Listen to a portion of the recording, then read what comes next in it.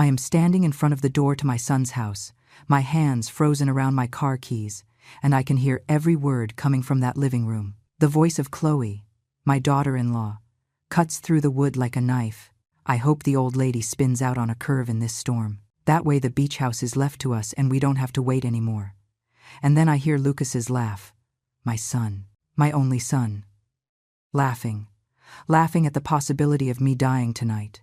I feel the air escaping from my lungs. But I do not make a sound.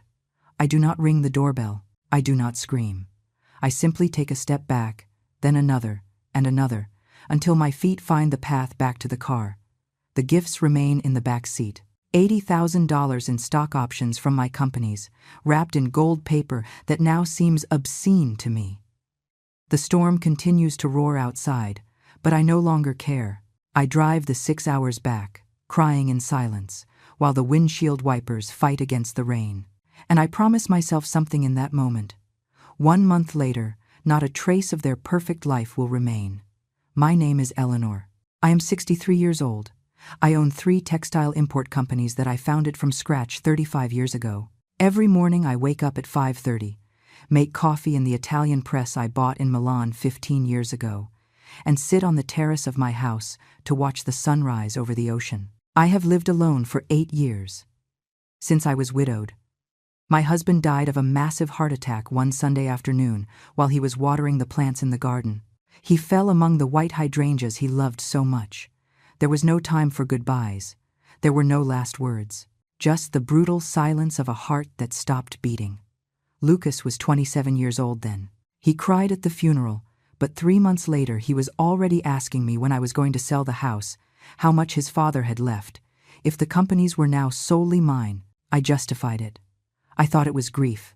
I thought it was his way of processing the loss. How stupid I was. But my history with abandonment started much earlier.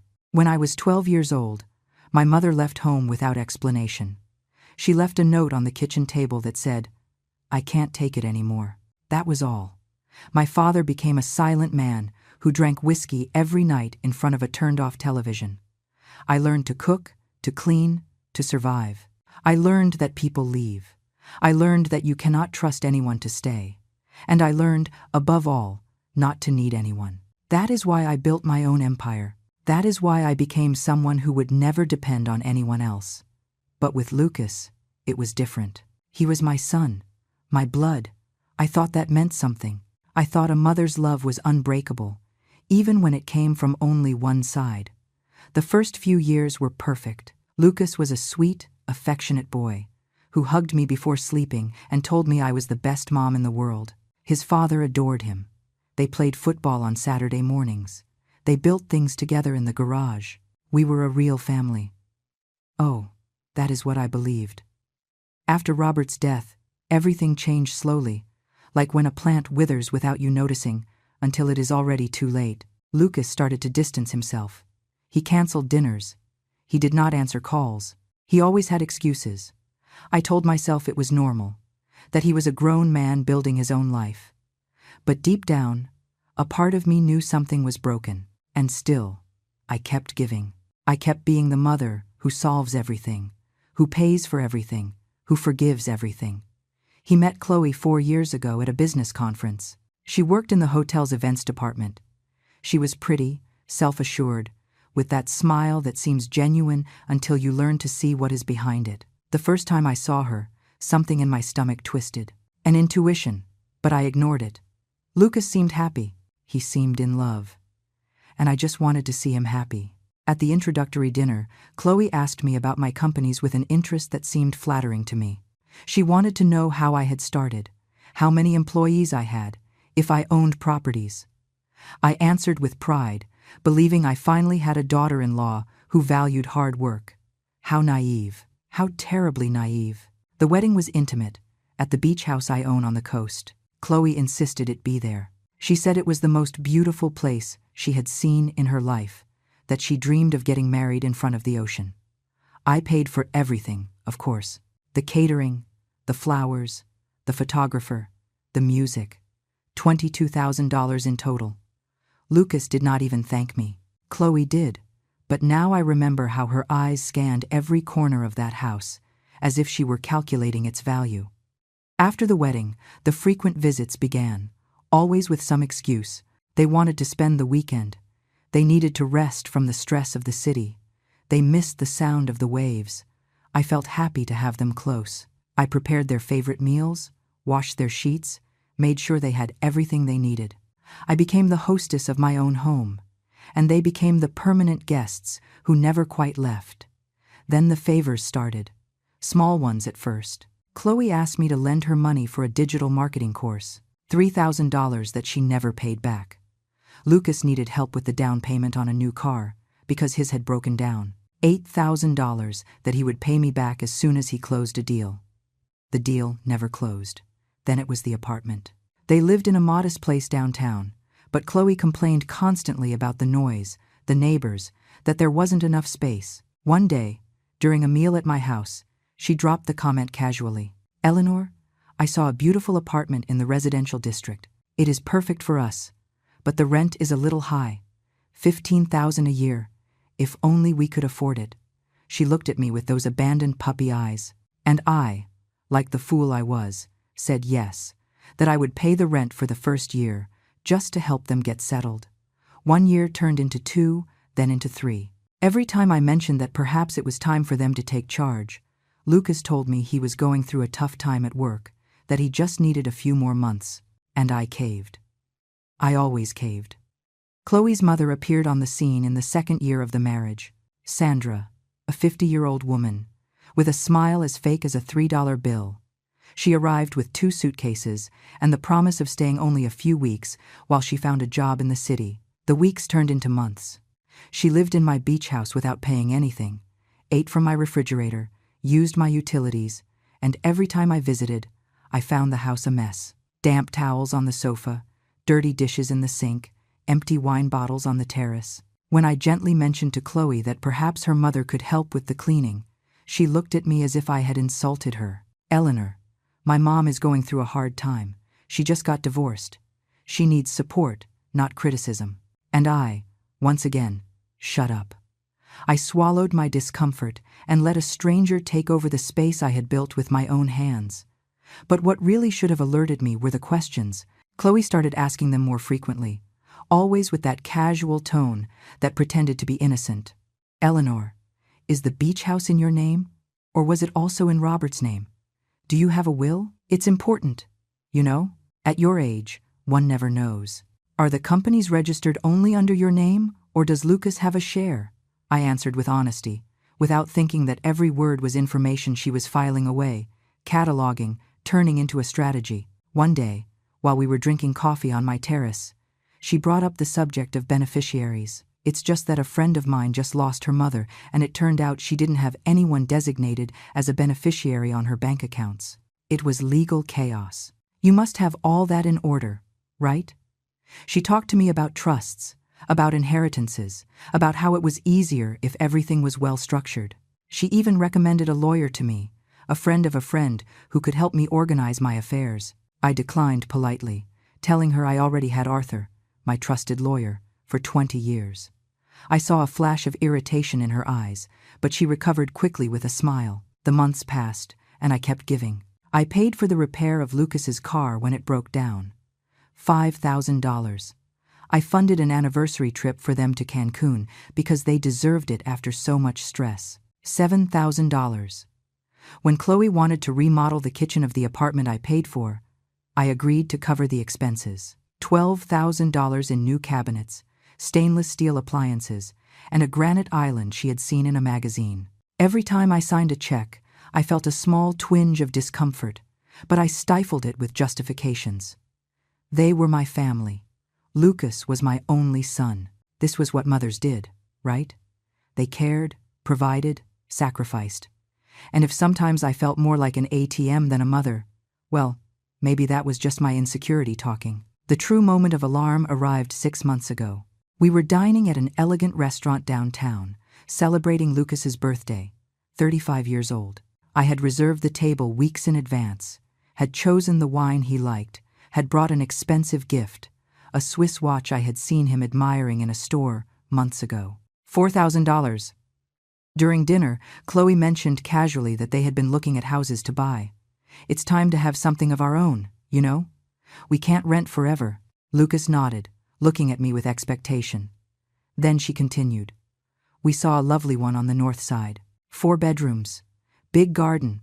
Close to good schools for when we have kids. It costs $350,000. We thought maybe you could help us with the down payment. Only $100,000. We could pay you back little by little. She said it as if she were asking me to pass the salt. Lucas didn't even look me in the eye. He kept cutting his steak as if the conversation were about the weather. Something inside me resisted for the first time in years. $100,000 is a lot of money, I said softly. Chloe laughed. That type of laugh that sounds joyful but has sharp edges. Eleanor, for you it's nothing. You have 3 successful companies, properties, investments. You're rich. And Lucas is your only son. Someday all of that will be his anyway, right? Why not help him now when he really needs it? The logic was impeccable, but something in my stomach turned. I didn't say yes that night. I told them I would think about it, that I needed to review my finances. I saw Chloe's smile freeze slightly, saw her exchange a look with Lucas. But they didn't insist. Not yet. They knew how to wait. They knew that eventually I would cave, as I always had. The following weeks were strange. Lucas called me more often than usual, but the conversations felt forced, as if he were following a script. He asked about my health, if I felt well, if I had gone to the doctor recently. It's just that you're at an age where you have to take care of yourself, Mom, he said with a concern that sounded rehearsed. Chloe started sending me articles about estate planning, about the importance of having all documents in order. One day I received an email from her with the subject line, "For your peace of mind." Inside were links to lawyer services specializing in wills and trusts. The message said, Eleanor, I know it's an uncomfortable topic, but it is important. Lucas and I want to make sure you are protected and that your wishes are respected when, well, you know, it's for your own good. I read that email 3 times, trying to find genuine concern between the lines. I didn't find it. I only saw calculation. It was then that I decided to do something I had never done before. Observe. Really observe. Instead of accepting every word, every gesture, every request at face value, I started paying attention to the details I had been ignoring for years. And what I saw chilled my blood. During a visit to my beach house, I found Chloe taking photographs of every room with her phone. When I asked her what she was doing, she told me she wanted to capture the beauty of the place to show it to some friends. But I had seen the angle of her shots. They weren't aesthetic photos, they were inventory photos. She was taking images of the paintings on the walls, of the antique furniture, of the porcelain dinnerware I had inherited from my grandmother. She was cataloging my possessions as if they were already hers. That night, while she and Lucas slept in the guest room, I quietly entered the living room and checked her phone, which she had left charging on the table.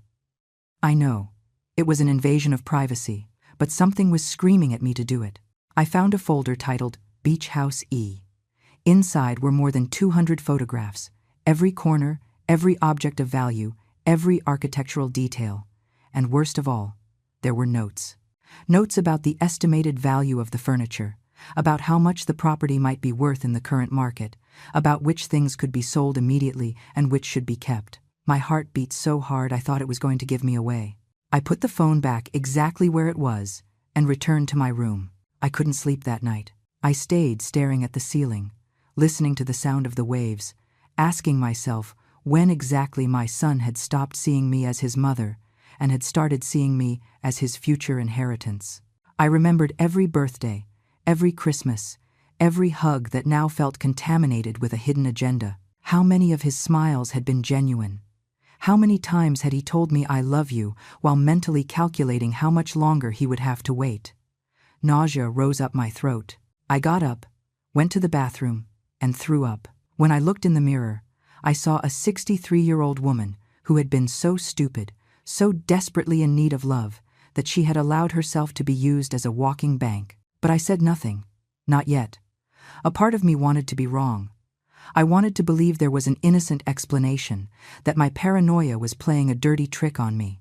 So I went on with my life, but now with my eyes wide open, and the signs kept appearing, one after another, like pieces of a macabre puzzle. Lucas mentioned casually during a phone call that he had been researching estate taxes. It's brutal, Mom. They take almost half of everything if you don't structure it well. You should talk to a specialist. Chloe started asking me about my life insurance policies. Do you have insurance? How much? It's important to know, Eleanor, just in case something happens to you, we need to know what steps to follow. Every question was a small stab, a reminder that to them, I was worth more dead than alive. One Sunday afternoon, while we were eating at my house, Sandra, Chloe's mother, who was still living rent-free on my beach property, made a comment that left me paralyzed. We were talking about an acquaintance who had recently passed away, and she said, "Poor woman, but at least her children were left well off. She left them 2 houses and a good amount of money. That really is being a good mother, making sure your children don't suffer after you're gone." She looked directly at me while she said it, with a smile that pretended to be warm, but that I could now see for what it really was, a veiled pressure. Lucas nodded enthusiastically. It's true. It's the most important thing, leaving everything well arranged for the family. Chloe touched my hand, squeezing it gently. You are a good mother, Eleanor. I know that when the time comes, you will have thought of Lucas. He is your only son. After all, everything you have built should be for him. I felt the room shrinking, the air becoming dense. I excused myself, saying I had a headache, and went to my room. I heard them laughing downstairs, heard the clinking of wine glasses I had paid for, in the house I had bought, eating the food I had prepared. It was in that moment that I made a decision. I called Arthur, my lawyer, and asked him to come to my house the next day. When he arrived, I told him everything. The constant questions, the photographs, the comments about inheritances and wills, the subtle but constant pressure. Arthur listened to me with a serious expression, taking occasional notes. When I finished, he took off his glasses and looked at me with a mixture of compassion and concern. Eleanor, what you are describing to me sounds like a very calculated strategy. I have seen cases like this before.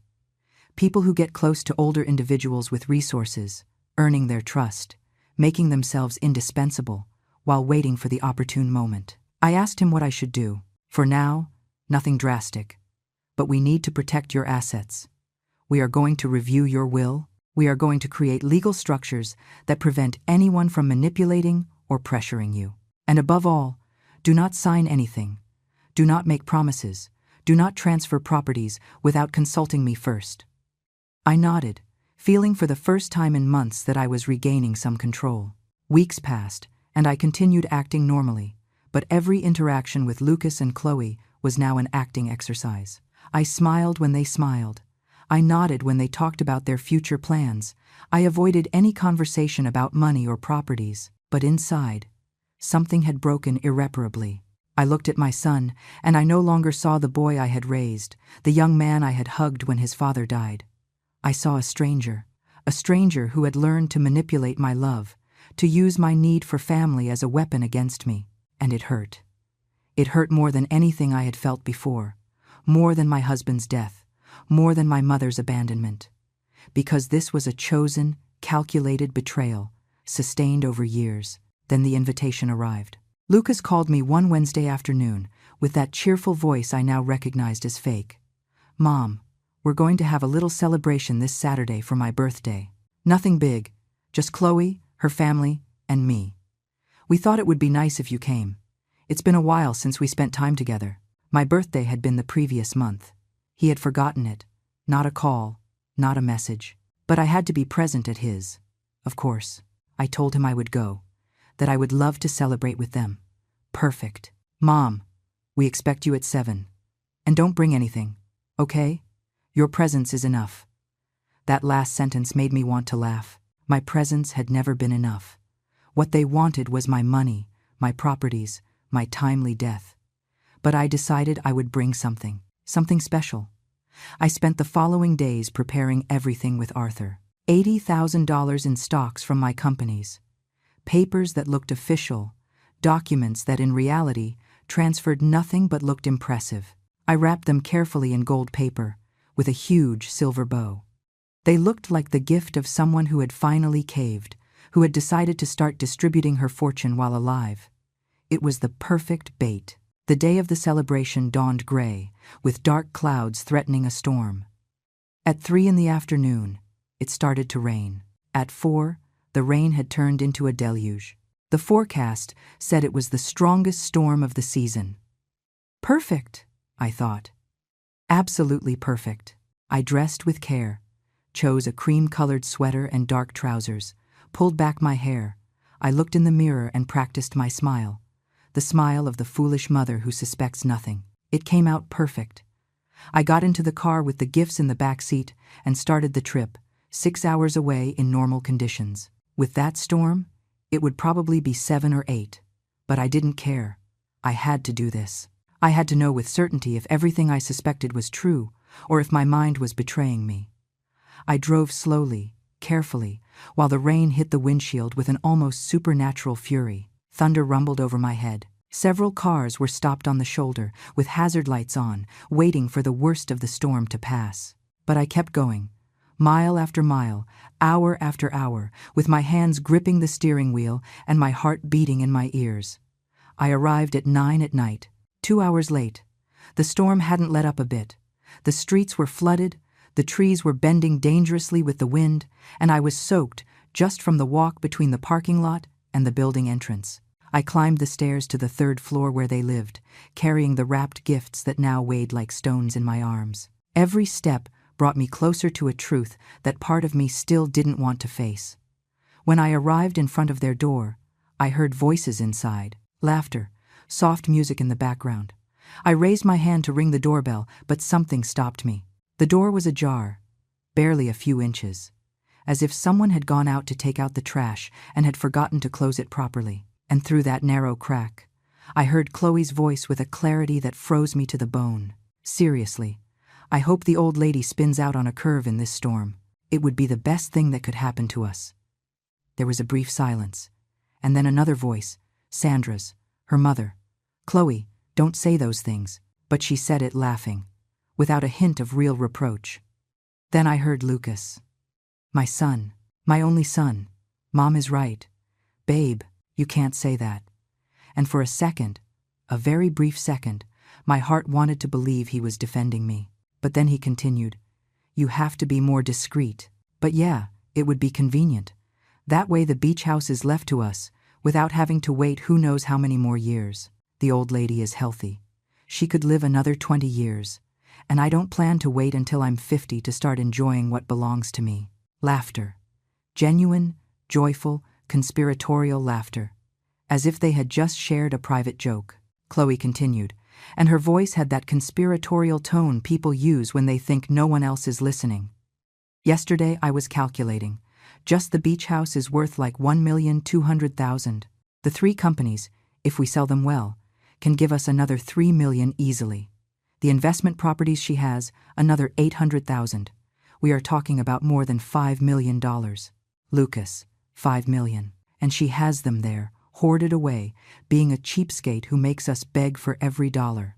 I heard the sound of a glass clinking against another. A toast to the inheritance that is coming, said Sandra. To Eleanor and her posthumous generosity, added Lucas, and the 3 voices joined in a guffaw that went through me like a rusty knife. But they hadn't finished.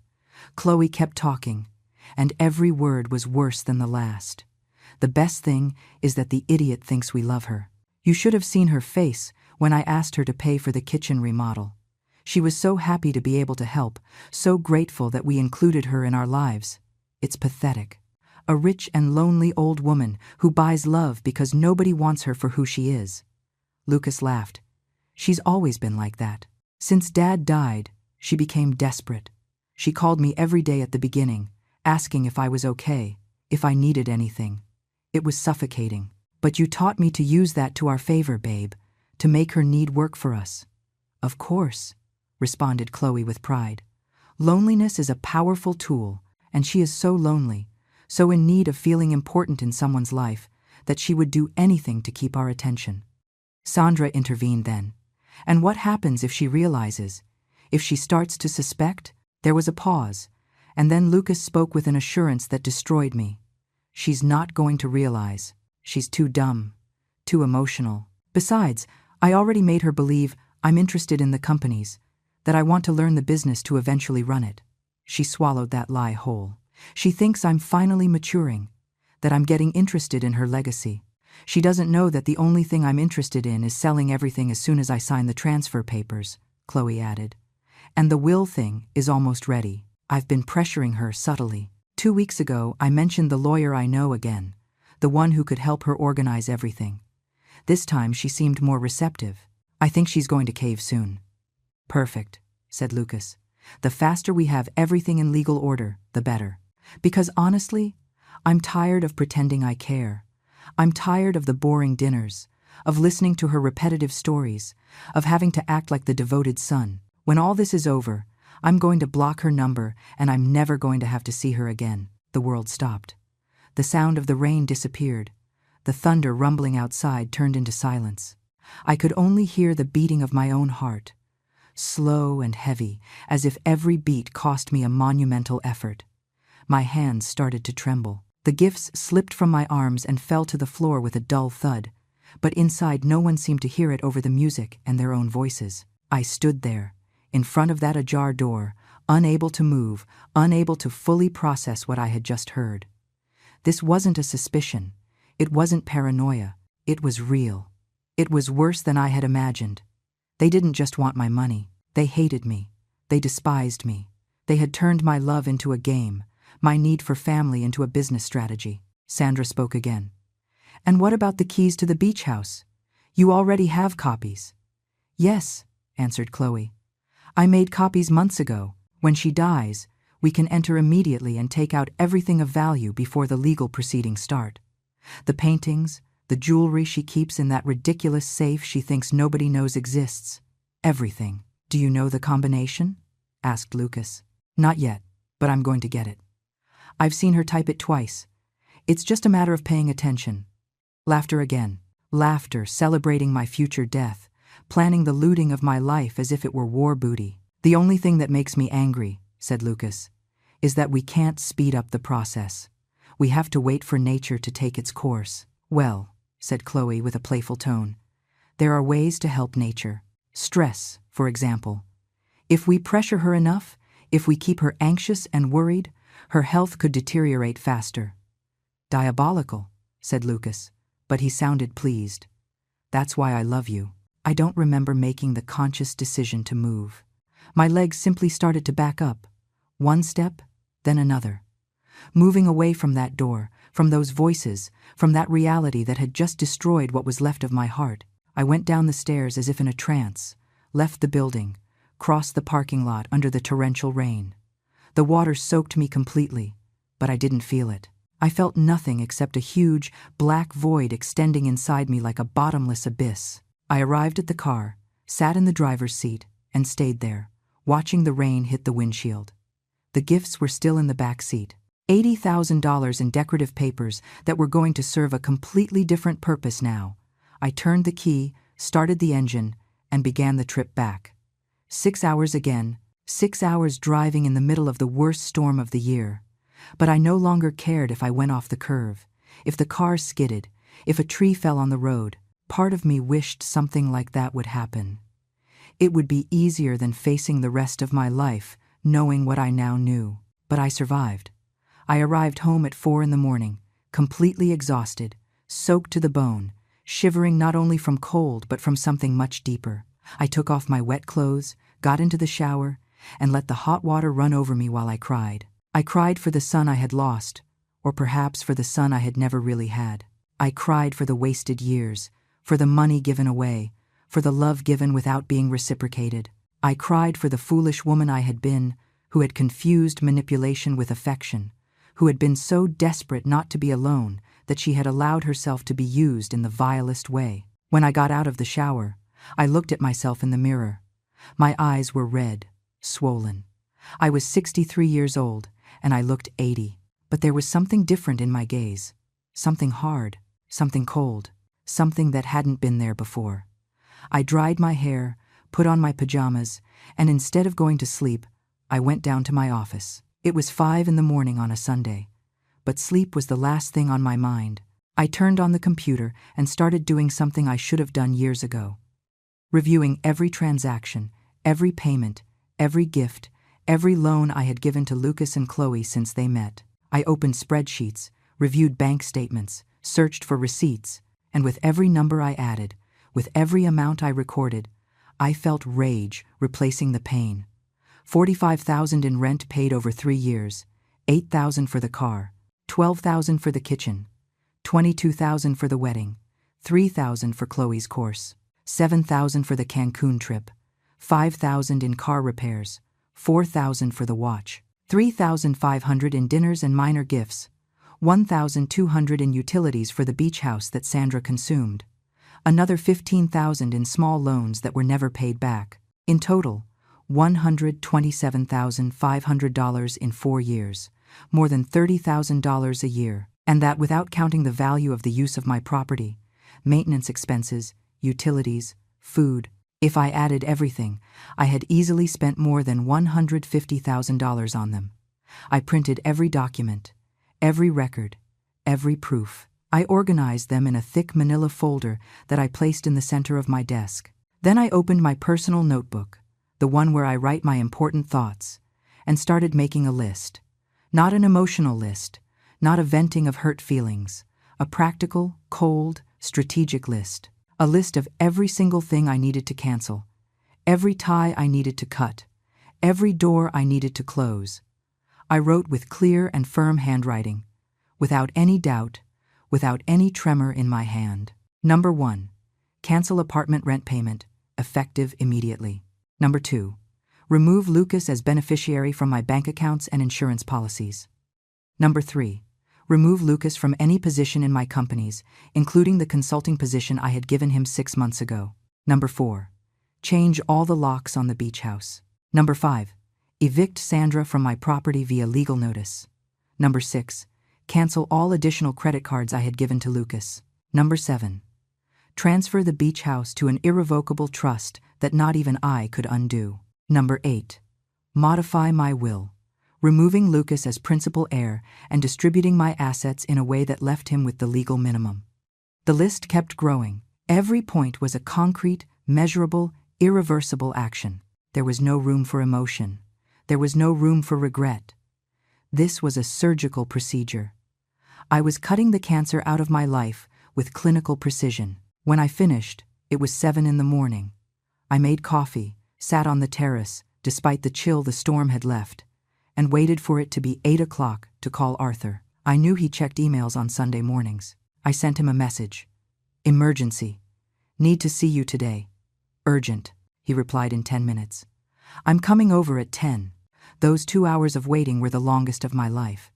I reviewed my list again and again, verifying that nothing was missing, that I hadn't left any door open through which they could continue entering my life. My phone rang 3 times. All 3 times it was Lucas. I didn't answer. He left voicemails. I listened to them on speakerphone, with a cup of coffee in my hand, studying every word like a scientist studies a specimen. Mom, where are you? We expected you last night. Chloe made your favorite dessert. We're calling your house and you're not answering. We're worried. The lie was so obvious now that it made me want to laugh. The second message, half an hour later. Mom, seriously, pick up. We're worried you might have driven in that storm. Please, tell us you're okay. The third one, an hour later, and now there was a note of irritation in his voice. Mom, this isn't funny anymore. Answer the phone. I don't know what game you're playing, but I need to know you're okay. Game. What an interesting word. For 4 years, they had played with me, and I didn't even know we were playing. Now I had finally learned the rules, and I was about to flip the board completely. Arthur arrived promptly at 10. I let him in, poured him coffee, and told him everything. Every word I had heard in front of that door, every macabre plan they had discussed, every slight, every calculation, every anticipated celebration of my death. I spoke for 40 minutes without stopping, with a steady voice, without crying. Arthur listened without interrupting, his expression becoming increasingly serious. When I finished, he remained silent for a few seconds, processing. Then he spoke. Eleanor, this is serious, not just morally, but legally. What you describe could constitute undue influence, and if they had succeeded in getting you to change your will under pressure, we could have argued coercion. But the most important thing now is to protect you. I nodded. That's why I called you. I need to execute this list. I passed him the notebook. He read it carefully, nodding at every point. We can do all this, he said finally. But we need to be strategic. If we act too fast, they might get scared and try some desperate move. If we act too slow, we give them time to plan a response. I propose the following. Today we draft the new documents. Tomorrow, first thing in the morning, I personally take care of the legal notices. We cancel the payments so that they become effective at the end of this month, in 3 days. That gives them enough time to realize something changed, but not enough to react effectively. And the locks? I asked. A locksmith can go tomorrow to the beach house. I also suggest you install security cameras, because if Chloe has copies of the keys, she might try to enter before realizing they no longer work. I nodded. All of this made sense. It was logical, rational, perfect. We worked for hours. Arthur had his laptop, and I had access to all my financial and legal documents. We drafted a new will where Lucas received exactly what the law obligated, the minimum, which in our state was a nominal amount to prevent contestation. The rest I divided among charities that helped older women who were victims of financial abuse. The irony didn't escape me. We created an irrevocable trust for the beach house, naming those same organizations as beneficiaries. I signed authorizations to cancel all services and automatic payments related to Lucas. We drafted a formal letter removing him from any position in my companies. We prepared an eviction notice for Sandra, giving her 30 days to abandon the property, which was more than the law required, but which Arthur insisted was prudent to avoid legal problems. When we finished, it was 4 p.m. I had signed more documents that day than in the entire previous year. But every signature felt like recovering a piece of myself. There is something else, said Arthur before leaving. You need to prepare yourself emotionally for what is coming. When they realize what you have done, they are going to react. They will probably try to manipulate you again. They are going to cry. They are going to beg. They are going to play the victim. Lucas is going to say, you are a bad mother, that you are abandoning them, asking how you can do this to them. Chloe will probably try a different approach, perhaps veiled threats, perhaps dramatic pleas. You have to be prepared to stand firm. You can do it. I looked him in the eyes. This man had known me for 20 years. He had handled my divorce when my first husband was unfaithful, before meeting Robert. He had been there when Robert died. He had seen my weakest moments. But the woman looking at him now was not the same one he had known. I can do it, I said with a certainty coming from some deep place I didn't even know existed. I am no longer the woman I was a week ago. That woman died in front of that door last night. The one who remains has no patience for lies. Arthur left, and I stayed alone in my house, surrounded by silence. My phone had rung 20 more times during the day. Lucas, Chloe, even Sandra. I hadn't answered a single call. The voicemails had evolved from feigned worry to barely disguised irritation. The last one, from Chloe, said, Eleanor, I don't know what's wrong with you, but this is ridiculous. Lucas is very upset. You canceled on his birthday without even notifying us. The least you can do is give an explanation. The least I can do. What an interesting concept. For 4 years, I had done the maximum. I had given everything. I had paid for everything. I had forgiven everything.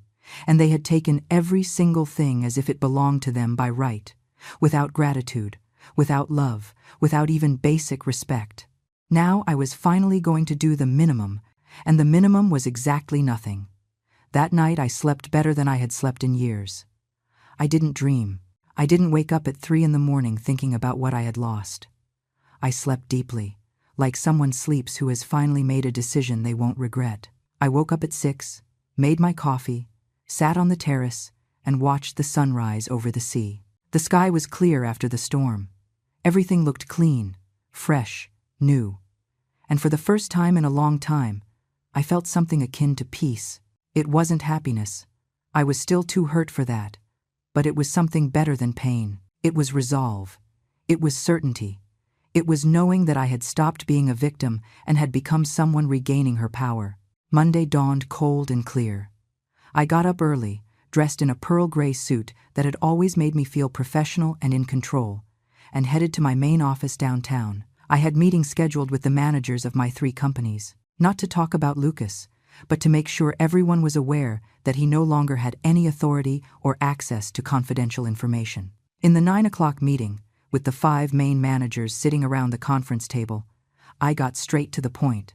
Effective today, Lucas is no longer part of this organization in any capacity. His access to systems, his corporate email, and any privileges he had are revoked immediately.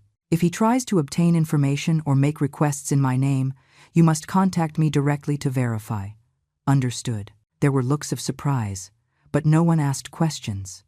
I had been running these companies for 35 years with a steady hand. They knew that when I spoke in that tone, it was not time for questions. At 10, Arthur called me. It's done. The notices were sent this morning by certified mail.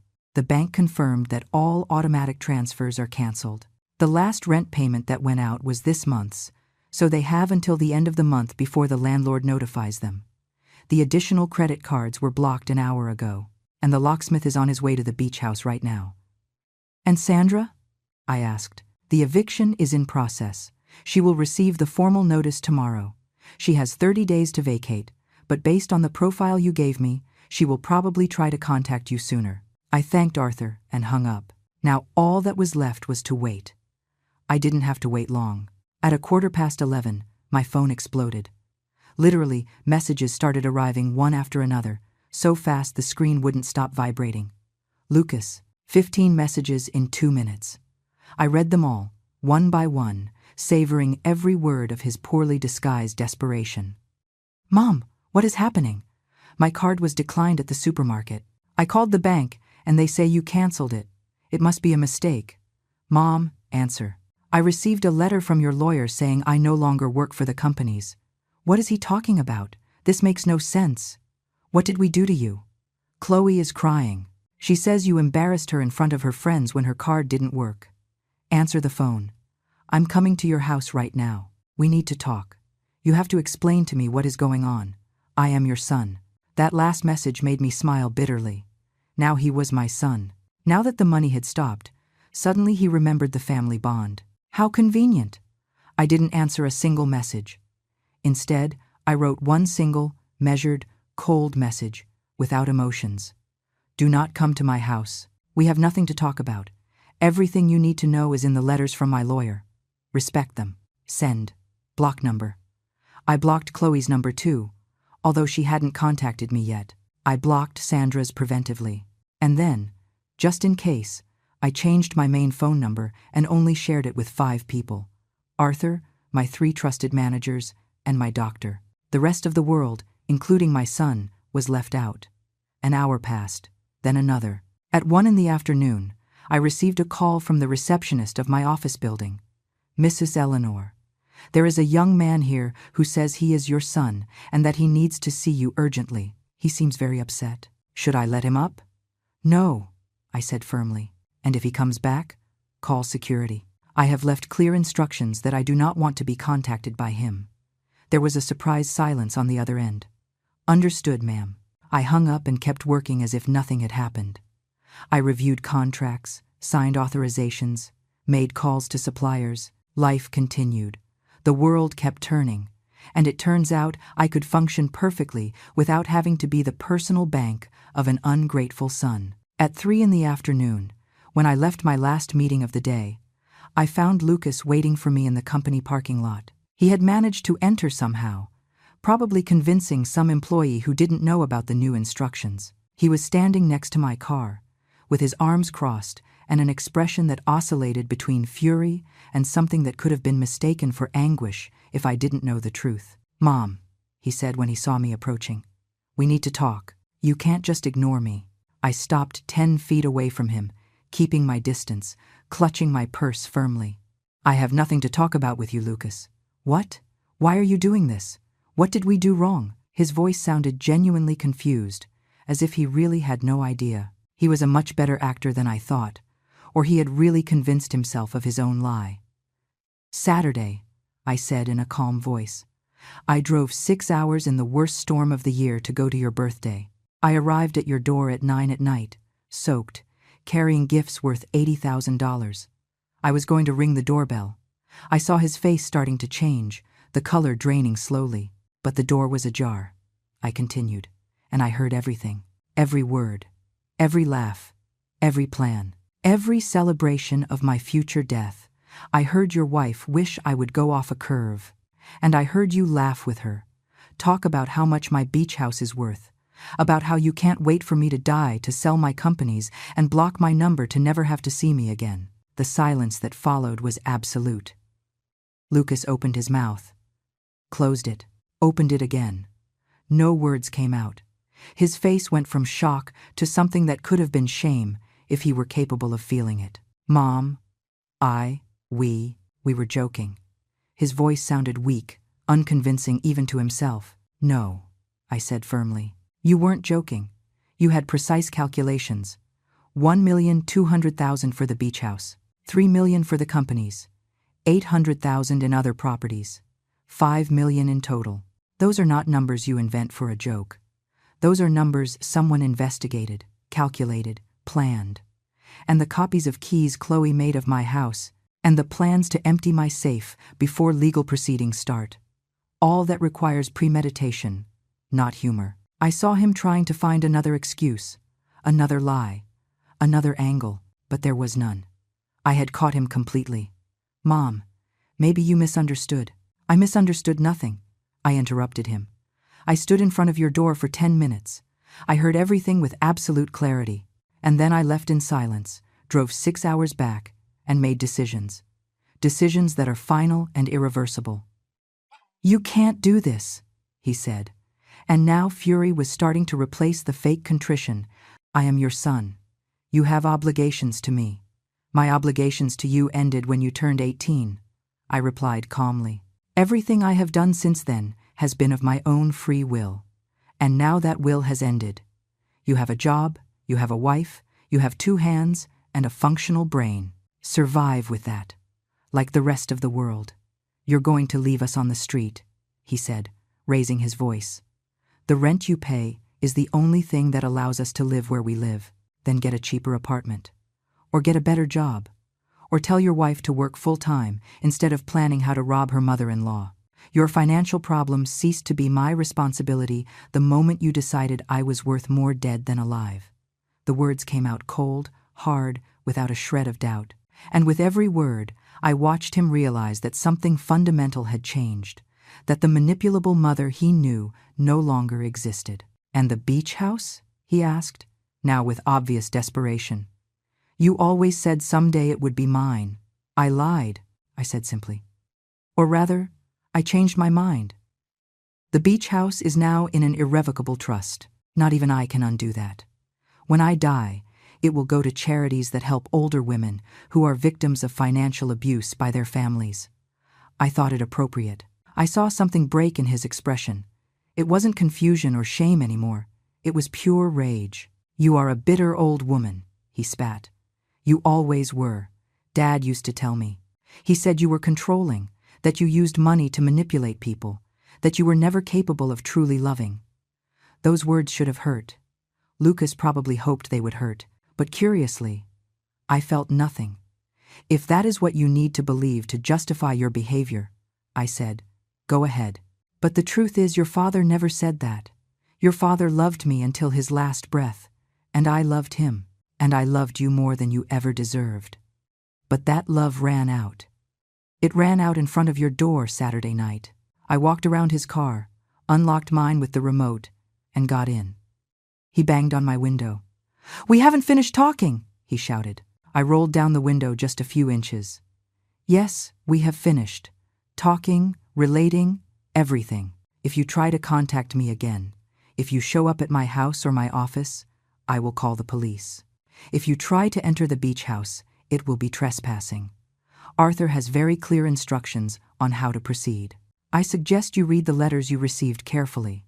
I rolled up the window, started the engine, and drove out of the parking lot, leaving him standing there, mouth open, finally understanding that this time I wasn't going to cave, I wasn't going to forgive. I wasn't going to rescue them. This time was different. This time was final. The following days were a strange mix of chaos and calm. Chaos in their lives, as Arthur informed me in our daily calls. Calm in mine, a calm I hadn't experienced in years.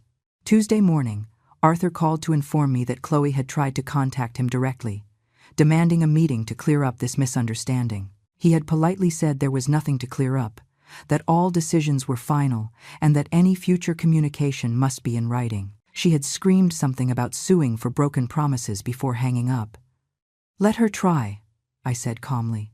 "There isn't a single signed document promising them anything. Everything was always in my name. It was always my decision, and I always had the legal right to change my mind." Arthur laughed softly. "Exactly what I told her. But they will probably try something anyway. Desperation makes people make stupid decisions." Wednesday arrived with the notice from the landlord of the apartment where they lived. That month's rent had been the last one I paid, and now they had 15 days to pay the next one, or the eviction process would begin. I knew this because Sandra, in a desperate move, managed to get my new number through someone in my office who shouldn't have given it to her, and was fired that same day. She left me a pleading voicemail. "Eleanor, please, think about what you are doing. Chloe is devastated. Lucas can't sleep. They can't pay the rent without your help. They are going to lose the apartment. Is that what you want? To leave your own son on the street?" I deleted the message without finishing it. I changed my number again. This time, only Arthur had it, with instructions to filter any necessary communication. Thursday, I went by the beach house to supervise the installation of the security cameras. The locksmith had changed all the locks on Monday, and now a technician was installing a complete surveillance system with 8 cameras covering every entrance and angle of the property. When I entered, I found evidence that Sandra had tried to use her keys the night before. There were scratch marks around the main lock, where she had obviously tried to force entry upon discovering her copies no longer worked. The newly installed cameras would capture any future attempt. While the technician worked, I walked through the house slowly, seeing every room with new eyes. This house had been my refuge for years. I had bought it with the first big success of my businesses. I had chosen every piece of furniture, every painting, every detail, and they had seen it only as merchandise, as something to turn into money as quickly as possible after my death. I opened the safe that Chloe thought I didn't know she knew about. Inside were the jewels Robert had given me during our marriage, some important documents, and an amount of emergency cash. I took everything and moved it to a safety deposit box at the bank. I wasn't going to give them the satisfaction of finding anything of value when they finally accepted this property would never be theirs. Before leaving, I sat on the terrace facing the sea, the same place where I had married Robert, where we had celebrated so many family dinners, where Lucas had played as a child. The memories were bittersweet, good moments that were now contaminated by the knowledge that everything had been an act on their part. I asked myself when exactly he had stopped loving me. Had it been gradual, or had there been a specific moment? Or maybe he had never really loved me, and I had simply been too blind to see it? Friday arrived with a letter from a lawyer representing Lucas and Chloe. It was exactly what Arthur had predicted: a lawsuit for breach of promise of inheritance and maliciously created economic dependency. They argued that for 4 years I had created a situation of financial dependence, that I had verbally promised they would be my main heirs, and that withdrawing that support suddenly constituted cruelty and possibly even reverse elder abuse, where the older person uses economic power to control and punish. I read the entire lawsuit with Arthur present. When I finished, I looked at him. "Does it have any chance of succeeding?" He shook his head. "Zero. First, there is no document supporting their claims of promises. Second, you are 63 and in full possession of your mental faculties. Will 3 doctors testify if necessary? Third, you have documented proof of every voluntary payment you made, which demonstrates there was never a legal obligation. And fourth, although we won't use it unless absolutely necessary, we have your testimony of what you heard in front of their door, which establishes legitimate cause to cut ties. How long will it take to resolve?" I asked. "Probably 6 months, until a judge dismisses it. But just filing it already cost them money they apparently don't have. The lawyer representing them is third-rate, Probably charged them little because he knows there is no case but wants the billable hours. It's more theater than real threat. I nodded. Then let it run its course. I am not going to reach any settlement. I am not going to negotiate. I am not going to yield an inch. Understood, said Arthur, and I perceived something akin to admiration in his voice. I think he had never seen me like this, so absolutely inflexible. The truth is, I hadn't seen myself like this either. It was as if I had discovered a version of myself that had been asleep for decades, waiting for the right moment to wake up. The weekend was the first in years I spent completely alone by choice, not by circumstance. There were no calls from Lucas asking me to visit them. There were no messages from Chloe suggesting we meet for lunch. There was no Sandra occupying my space, consuming my resources, dirtying my house. Just me, my coffee, my books, and the sound of the sea from my terrace. I read an entire novel, something I hadn't done in months. I cooked just for myself. Small portions of food I actually wanted to eat, not the elaborate meals I used to prepare when they came. I walked on the beach at sunset, barefoot in the sand, feeling the cold water on my ankles. And for the first time in 4 years, I didn't feel lonely. I felt free. Monday of the following week, Arthur informed me that Lucas and Chloe had abandoned the apartment in the middle of Sunday night, leaving it in deplorable conditions, according to the landlord. They hadn't paid the rent, hadn't given notice. They had simply packed what they could and left. The landlord was furious and talking about suing for damages and unpaid rent. "It's not your problem," Arthur reminded me when he saw my expression. "They made that decision. They are adults facing the consequences of their actions." He was right, but there was a small part of me, the part that had been a mother for 35 years, that felt a twinge. Not of guilt exactly, but of something akin to sadness. Not for what was happening to them now, but for everything that could have been if they had chosen to be different, if they had loved me instead of coveting me. That same afternoon, the security cameras at the beach house captured something interesting. Chloe, arriving in a taxi, trying to enter through the back door. When that didn't work, she tried the windows. When those didn't yield either, she went completely around the house, looking for some point of entry. The cameras captured her perfectly. Her face of frustration, her aggressive body language, even the moment she kicked the door with rage before giving up. I called Arthur immediately. "We have this recorded. Do you want to press charges for attempted trespassing?" I considered the question seriously. Part of me wanted to do it, wanted to use the full weight of the law against her. But another part, the wiser part, knew that would only prolong my connection to them. "Not for now," I said finally. "But keep the video. If they try anything else, we will use it, and send a certified letter warning her she was recorded and that the next attempt will result in criminal charges." Arthur agreed. Sometimes the threat was more powerful than the action. 3 weeks after the incident at the beach house, I received information from an unexpected source. One of the managers of my company, Victoria, asked me for a private meeting. When she entered my office, she wore an uncomfortable expression. "Mrs. Eleanor, I'm not sure if I should tell you this, but I think you have a right to know." She sat in front of me and took a deep breath. "My cousin works at a hotel downtown. She says your son and your daughter-in-law have been living there for 2 weeks. At first they paid with a credit card, but that card was declined 3 days ago. Now they have a debt of $1,200, and the manager is about to kick them out. They are trying to get money, apparently talking to people, trying to get loans." I thanked Victoria for the information. I wasn't surprised. Without my financial support, without real income of their own, their fall had been rapid and predictable. Part of me wondered if I should feel something about it. But when I searched inside myself, I only found a void where maternal love had been. I felt no joy for their suffering, but I felt no compassion either. It was like observing strangers facing problems they had created themselves. 2 days later, the hotel manager contacted me directly.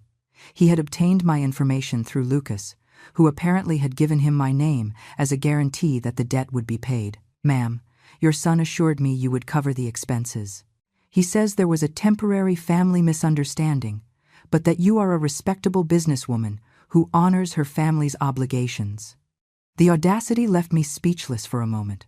Even now, even after everything, he kept trying to use my name, my reputation, my money. "Sir," I said with a controlled voice, "my son is a 35-year-old adult. I have no legal obligation to his debts. He did not have my permission to use my name as a guarantee, and I will not pay a single penny of what he owes. I suggest you proceed with whatever legal actions you consider appropriate against him, not against me." There was a surprised silence on the other end. "I understand," he said finally. "Sorry to have bothered you." I hung up and immediately called Arthur to inform him. "I'm going to send a letter to that hotel and any other institution we can identify, making it absolutely clear you are not responsible for Lucas's debts. We are also going to consider actions for fraudulent use of your name." The situation worsened for them quickly. The hotel kicked them out that same night. According to Victoria, whose cousin kept informing her, they had to call Sandra to pick them up. Now the three were living in the 2-bedroom apartment of a friend of Chloe's, sleeping in sleeping bags in the living room. The lawsuit they had filed against me was dismissed at the preliminary hearing, exactly as Arthur had predicted. The judge had been clear. A child has no automatic right to their parents' wealth, and voluntary financial support can be withdrawn at any time for any reason. It was a complete victory, but the victory in court didn't stop their attempts to contact me. They changed strategy. Instead of lawsuits and demands, they started with pleas. Handwritten letters arrived at my office, somehow dodging my new filter system. The first was from Lucas. 3 pages of tight handwriting. "Mom, I know I made mistakes. Chloe and I said terrible things that night, things we didn't really mean. We were drunk, stressed, saying nonsense without thinking. We never wanted you to die. We never planned anything real. It was just stupid words, the kind of dark things people say sometimes without really meaning it. Please, you have to believe I love you. You are my mother. You can't abandon me like this. I need your help. I need your forgiveness. I need us to be a family again." I read the letter once. Then I tore it into small pieces and threw it in the trash. There wasn't a single word of real responsibility. There was no genuine understanding of what they had done. Only justifications, minimizations, and more manipulation. The next letter was from Chloe, surprisingly. "Dear Eleanor, I know I have no right to ask you for anything after everything, but I write not for me, but for Lucas. He is destroyed. He doesn't eat, barely sleeps, cries every night. The relationship with his mother was the most important thing to him, and losing it is killing him. I know I am to blame for all this. I was the one who said those horrible things. I was the one who influenced him badly. Lucas is innocent. He truly loves you. If you need to blame someone, blame me. But please, don't punish your son for my mistakes. It was clever. I had to admit it." She knew exactly which buttons to try to push. The letter of the unrepentant daughter-in-law, offering herself as a scapegoat, appealing to my maternal love. But I remembered Lucas's words perfectly. His comments about blocking my number, his cold calculations about how much my properties were worth. He was not an innocent victim.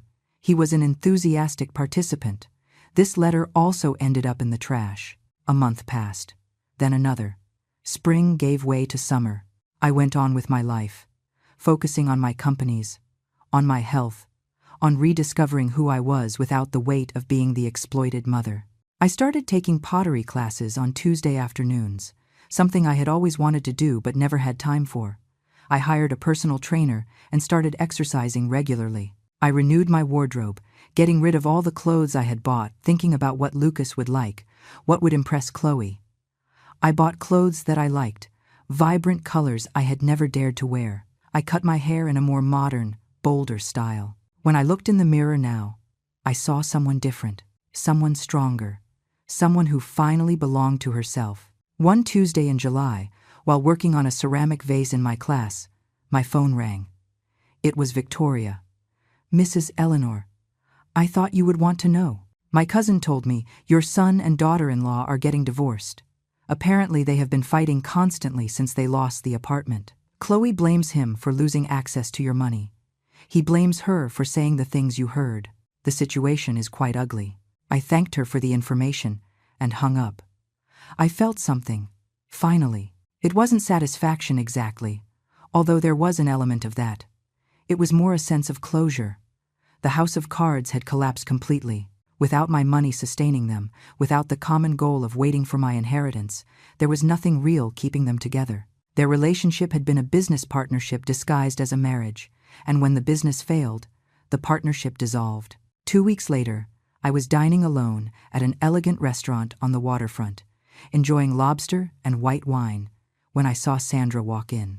She was with an older man, well-dressed, laughing at something he was saying with that same fake laugh she had used with me so many times. I observed her discreetly for a few minutes. She was executing exactly the same pattern, the charming woman in distress, looking for someone with resources who could rescue her. The man seemed completely captivated. I wondered if I should warn him, but I decided no. It wasn't my responsibility to save every person from the predators of the world. He would have to learn his own lesson, as I had learned mine. I finished my dinner, paid my generous bill, leaving a 30% tip, and left the restaurant without Sandra seeing me. That night I slept deeply, without nightmares, without regrets. In August I received one last communication. A certified letter, this time from Lucas alone, without Chloe's participation. The handwriting was sloppy, the words smeared as if he had cried while writing. "Mom, this is my last attempt. Chloe left me. I lost my job because I couldn't focus. I'm living in an apartment shared with 3 strangers, sleeping on a mattress on the floor. I have nothing, and I know it's all my fault. I'm not going to lie anymore. I'm not going to justify. I did terrible things. I said unforgivable things. I thought things no son should think about his mother, and now I'm paying for everything. I'm not writing to ask you for money. I know you will never give me anything again, and I understand. I'm just writing to tell you I'm sorry. I truly am sorry, and to tell you I finally understand what I lost. I didn't lose your money. I lost my mother, and that is worth more than any inheritance. But I understood too late." The letter ended there, without asking for anything, without suggesting reconciliation, just a naked and raw apology. I read it 3 times. I searched inside myself for some reaction, some impulse to forgive, to rescue, to go back to being the mother I had always been. But I found nothing of that. What I found was something different: acceptance. Acceptance that some things, once broken, cannot be repaired, that some betrayals are too deep to forgive, and that it is okay to let go, even when it comes to your own son. I folded the letter carefully and kept it in a drawer of my desk. I didn't throw it away like the others, but I didn't answer it either. 6 months have passed since that stormy night in front of Lucas's door. 6 months since I heard the words that shattered the illusion of family I had been holding on to for years. And in these 6 months, my life has changed in ways I never imagined possible. I haven't become happy in the romantic movie sense. I haven't found a new love, nor had a magical transformation. But I have found something better. I have found myself, the woman who existed before becoming a mother, before defining herself through her relationship with a son who never valued her. I have reclaimed my space, my time, my money, and more importantly, my dignity. The beach house is just mine now. I changed the living room furniture. I painted the walls a soft coral color I always liked, but never dared to use because Lucas said it was too flashy. I adopted a dog from a shelter, an 8-year-old golden retriever named Luna, who had been abandoned by her previous family. We understand each other perfectly, she and I. We both know what it is to be discarded by those who were supposed to love us. We walk on the beach every morning, and at night she lies at my feet while I read on the terrace. It is simple company, without hidden agendas. She loves me because I feed her and treat her well, not because I have properties to inherit. My companies are thriving, without the constant distraction of family dramas, without the interruptions of calls asking for money or help. I have been able to focus completely on work. I closed an important contract with a European retail chain that is going to triple our exports. I promoted 2 of my most talented employees to management positions, bright young women who remind me of the person I was at their age. I pay them well, I treat them with respect, and they respond with loyalty and exceptional work. It is a balanced relationship, mutually beneficial, something I never had with my son. Victoria told me a month ago she saw Lucas working as a waiter at a fast food restaurant. He was thinner, older, with deep dark circles. When she asked if I wanted her to find out more details, I told her no, I don't want to know. It's not cruelty, it's self-preservation. I have learned that you can love someone for years. You can give them everything you have, and still that person can choose to betray you in the vilest way. And when that happens, you have no obligation to stay involved in their life just because you share blood. Blood family is not automatically sacred. Respect, love, loyalty, those things have to be earned and maintained. He lost that right. Chloe, I heard, moved to another city with a man she met online. Someone with money? Obviously. Sandra disappeared from the radar completely, probably found her next victim. The lawsuit they attempted remained on their legal record, which will make it harder for them to find lawyers willing to help them if they try something similar with another person. There is a poetic justice in that. Consequences don't always arrive in the dramatic way we expect, but they arrive. Slowly, silently, but they arrive. I have thought a lot about what I did wrong as a mother. Did I spoil Lucas? Did I give him too much without teaching him the value of work? Was it my need for love that created a monster? Probably there is truth in all that, but I have also come to understand that, at some point, children become adults responsible for their own decisions. Lucas chose to lie, manipulate, plan. Those were his choices, not mine. I cannot carry the guilt of his decisions forever. I did the best I could with the emotional tools I had. I wasn't perfect, but I didn't deserve what they did to me either. The letter Lucas sent remains in my desk. Sometimes I take it out and read it again. I look for some sign of genuine change, some indication that he finally understood, and maybe he understood. Maybe suffering transformed him into someone different, someone capable of real regret. But even if that is true, it doesn't change my decision. Forgiveness does not require reconciliation. I can let go of the hate without opening the door to him again. I can wish for him to find his way without being the one to guide him. That is the hardest lesson I have learned. That loving someone does not mean sacrificing yourself for them infinitely. That sometimes the bravest love is the one that sets boundaries and keeps them, even when it hurts. I turned 64 last month. I celebrated with my employees, with Arthur and his wife, with some friends from the pottery club I've been getting to know. It was an intimate dinner, full of genuine laughter, interesting conversations, people who are in my life because they want to be, not because they need something from me. There were no extravagant gifts or grand gestures, just good food, good wine, and better company. And when I returned home that night, with Luna waiting for me at the door wagging her tail, I realized that for the first time in years, I felt complete.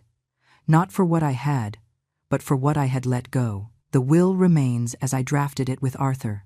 Most of my estate will go to organizations that help older women, animal shelters, educational programs for young female entrepreneurs. Lucas will receive his nominal bequest, the bare minimum to avoid a lawsuit, and not a penny more. It is enough so he cannot claim he was disinherited unjustly, but it is not remotely close to what he would have had if things had been different. If he had been the son I thought he was. If he had loved me as I loved him. But it wasn't like that, and these are the consequences of his choices. Sometimes, when I walk on the beach at sunset with Luna running ahead, chasing seagulls she's never going to catch, I think about the irony of it all. They wanted me to die so they could have my money. But by trying to speed up that process, by revealing their true intentions, they lost everything long before my death. They destroyed themselves with their own greed. I didn't have to do much, really. I just had to stop holding them up, stop rescuing them, stop allowing them to use me. Gravity did the rest. Without my money as a cushion, without my connections as a safety net, they fell fast and hard. And although I don't rejoice in their suffering, I don't feel guilty about it either. They sowed the wind and reaped the whirlwind, as the saying goes. I have learned that the loneliness I feared so much is not as terrible as I thought. In fact, there is a huge difference between being alone and feeling lonely. I was surrounded by family for years and felt deeply lonely, used, invisible, except for what I could provide. Now I am alone most of the time and I feel more accompanied than ever. I have myself. I have my integrity intact. I have my self-respect recovered, and it turns out that is enough.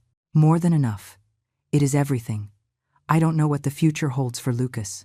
I hope, sincerely, that he finds a path toward becoming a better person, that he learns from this, that he grows, that someday he is capable of genuine relationships based on real love and not material interest. But that is his journey, not mine. I already did my part. I raised him, fed him, educated him, gave him opportunities. The rest depended on him, and he chose the path he chose. Now he must live with those choices, as we all must live with ours. As for me, I keep moving forward. Each day is a little lighter than the last. The pain has become a scar, present but not bleeding. And I have discovered something surprising. Life after 60, after betrayal, after letting go of everything you thought defined your existence, can be extraordinarily good. It can be yours in a way it never was before. And that freedom, that absolute ownership of your own life, is priceless. It is worth more than any beach house, more than any company, more than all the money they coveted. It is worth everything.